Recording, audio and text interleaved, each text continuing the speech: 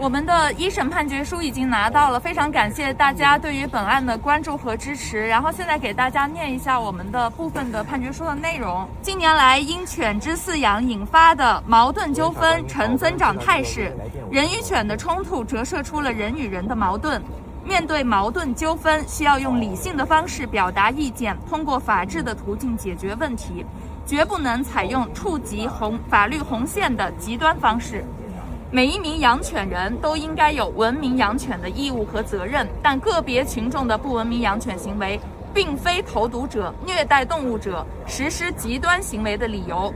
和谐、法治、友善是社会主义核心价值观的重要内容。社区安定、社会和谐包含人与人、人与动物、人与环境多个维度的和谐共生，需要每个社会成员的共同参与、遵纪守法和理解互助。综上，依照《中华人民共和国刑法》第114条等法条，判决如下：被告人张某华犯投放危险物质罪，判处有期徒刑4年，刑期从判决执行之日起计算。判决执行以前先行羁押的，羁押1日，抵折刑期1日。谢谢大家。潘妈妈加油！谢谢大家。潘妈加油！加油加油加油！2025年12月10日，北京市朝阳区人民法院的法锤落下，一个牵动无数爱宠人士的案件终于迎来一审结果。被告人张某某因投放危险物质罪被判有期徒刑4年。当法官宣读判决结果时，法庭上的一位女士红了眼眶，她就是被网友称为 Papi 妈妈的李女士，也是这场跨越1185天维权之战的核心人物。对李女士来说，这个结果不是胜利的欢呼，而是迟来的告慰。她怀里紧紧攥着一张西高地犬的照片，那是陪伴她13年的爱犬 Papi。从2022年9月 Papi 惨死的那天起，她辞掉工作，自学法律，串联起10位受害犬主，历经9次延期审理，终于等到了法律对生命的尊重。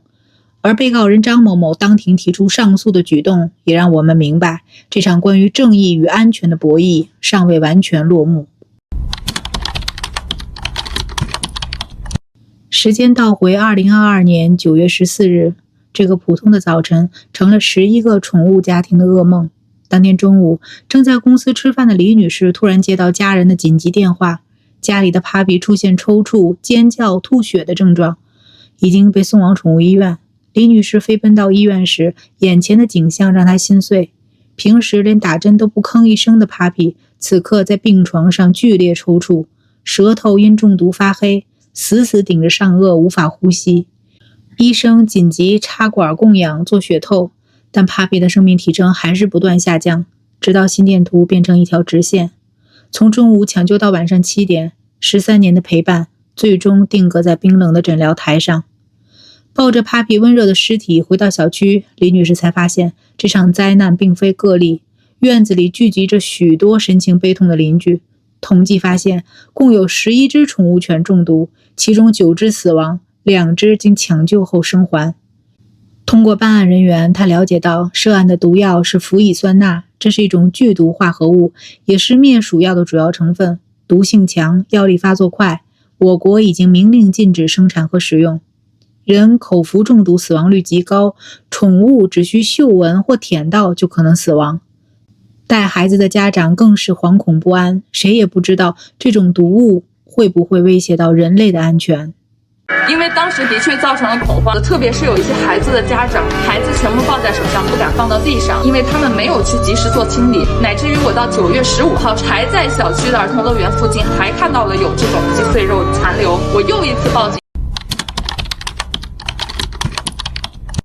悲痛过后，李女士没有选择沉默。Papi 不仅是宠物，更是她从20多岁到30多岁人生重要阶段的精神支柱。她立刻报警，并通过小区业主群联系到其他受害犬主。11个家庭迅速组成维权小组，开始了漫长的追凶之路。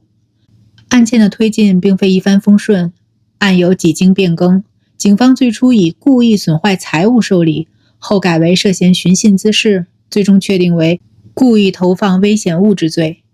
立案告知书显示，2022年9月16日，北京市公安局朝阳分局正式对张某某投放危险物质一案立案调查。案发半个月后，投毒者张某某被逮捕。据庭审信息显示，这位65岁的同小区居民将辅以酸钠溶液浸泡过的鸡脖、碎肉故意投放在小区公共区域。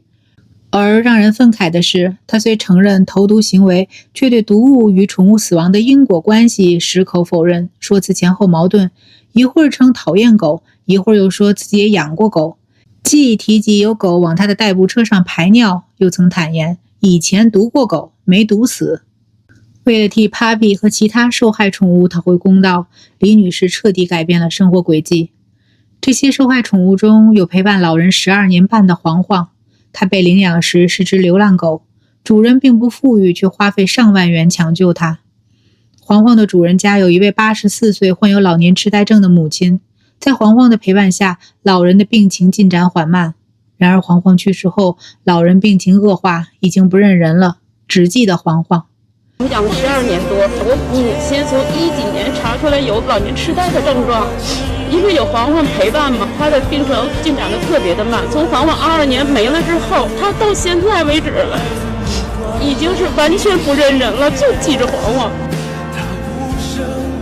这样的悲剧让李女士更加坚定，她放弃了多年的职业生涯，把所有的精力投入到案件中，整理证据链，咨询法律专家，参与案件侦查，甚至因长期的精神压力被诊断为抑郁状态、焦虑状态。在她的带动下，11名受害犬主共同提起刑事附带民事诉讼，提出数十万赔偿诉求，且无一人选择谅解。有人问她值得吗？她的回答很坚定，这不是钱的事儿，我们要的是让这种危害公共安全的行为受到应有的惩罚。2023年10月26日，案件首次开庭，但谁也没有想到，这场庭审会开启长达2年多的拉锯战。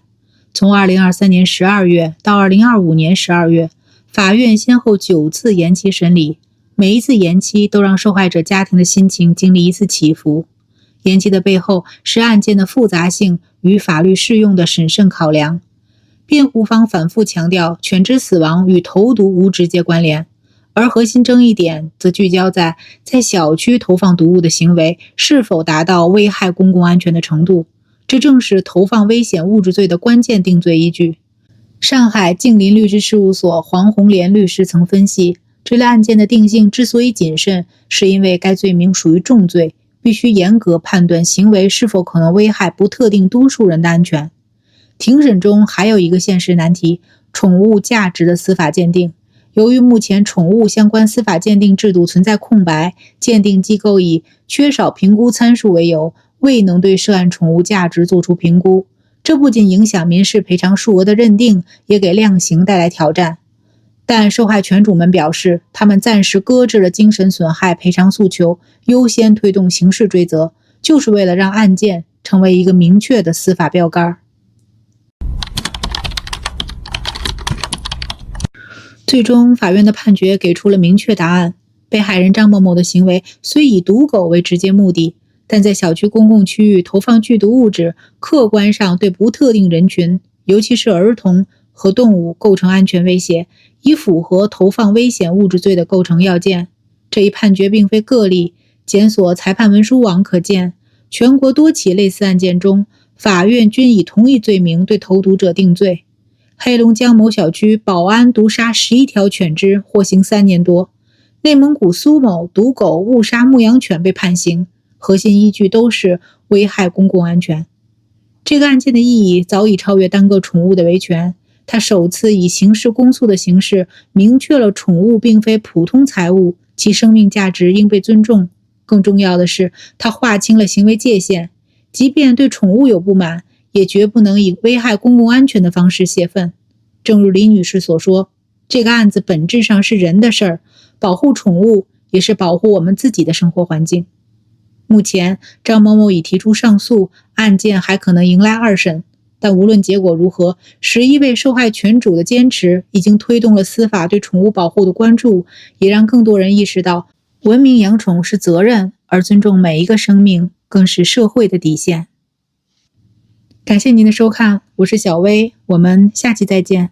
中毒刑事公诉案的新闻当事人西高地 Papi 妈妈，他们不会说话，但我们可以发声。今天是我为 Papi 发声的第1185天，也是我们历经9次严审后终于等到的一审宣判的日子。在这里要非常感谢广大的网友，还有很多的媒体老师这3年以来对我的关注和支持。没有大家的关注，我走不到今天，我坚持不到现在。我想我们今天的判决结果，它不仅仅是一个个案的裁判，而更是向社会传递了一个正能量的信号，那就是法治之下，善恶有报，正义必彰。现在我想带大家回顾一下今天在现场我拿到判决书以后的一些感受，以及我们判决书的一些核心信息。视频有一点长，希望大家能够耐心看完。我们的这个判决书里头有这样的一段话：近年来因犬只饲养引发的矛盾纠纷呈增长态势，人与犬的冲突折射出了人与人的矛盾。面对矛盾纠纷，需要用理性的方式表达意见，通过法治的途径解决问题，绝不能采用触及法律红线的极端方式。每一名犬只的饲养人都有文明养犬的义务和责任，但个别群众的不文明养犬行为并非投毒者、虐待动物者实施极端行为的理由。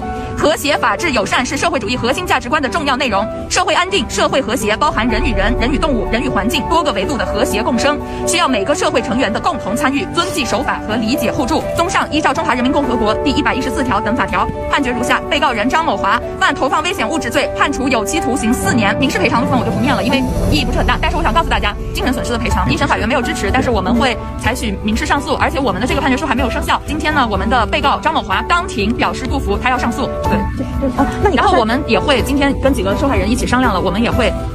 根据刑事诉讼法的规定，依法向朝阳检察院提起抗诉申请，但是不是说我们提交了就一定检方就会采纳？对。那么在民事部分，你们想要上诉的原因是主要是因为精神赔偿的这部分吗？不仅是精神赔偿，因为这里头涉及到了受害犬只的定价的问题。因为定价的问题它涉及到2方面，第一方面是司法价格的认定的总和，第2方面是询价，就是我们的承办法官向本地以及外地的一些宠物机构、有资质的宠物机构进行了询价。那么这个询价它是一个综合的判定，而这个综合的判定里头，他们表示说缺乏评估参数，包括没有品相的这个认证。但是其实品相我们有提交过受害犬只的照片，因为狗狗已经去世了，所以我们很多狗狗做了无害化处理啊，或者是已经火化了，所以你不可能这个品相怎么提供，这是个悖论。所以就针对这些比较细节的东西，我们都会单独进行民事的上诉，然后再去讨论。希望大家把重点还是放在刑事公诉的部分，因为这个民事部分的，就像我们今天庭前说的一样，不管是刑事的处罚还是民事的赔偿，都是犯罪嫌疑人张某华应该承担的法律责任。这个并不是一个说你既要又要，或者是说你鱼和熊掌不能兼得的事情。对。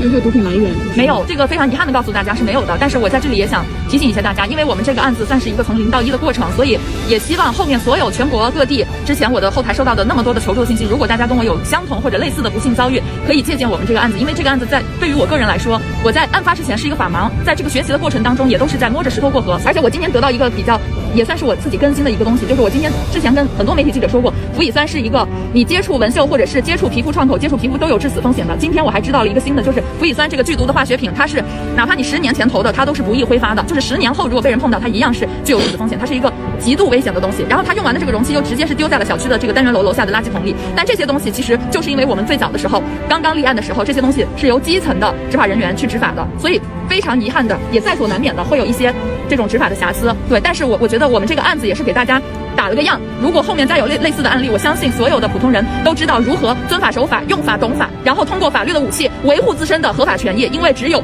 法治之勇，才能铸就法治中国。因为奉法者强则国强，奉法者弱则国弱。谢谢大家。我们接下来的民事部分的上诉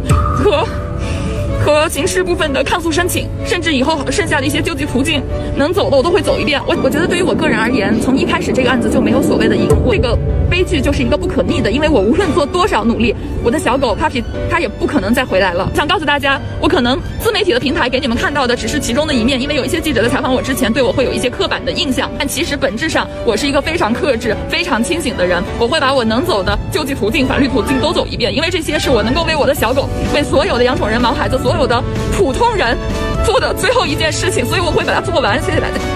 加油！谢谢大家，谢谢大家。感谢大家观看今天的案件解析。如果您喜欢我们的内容，别忘了点赞、订阅小薇说案，打开小铃铛，第一时间获取最新更新。有什么想法或想听的案件，也欢迎在评论区留言，和小薇一起讨论。我们下期再见。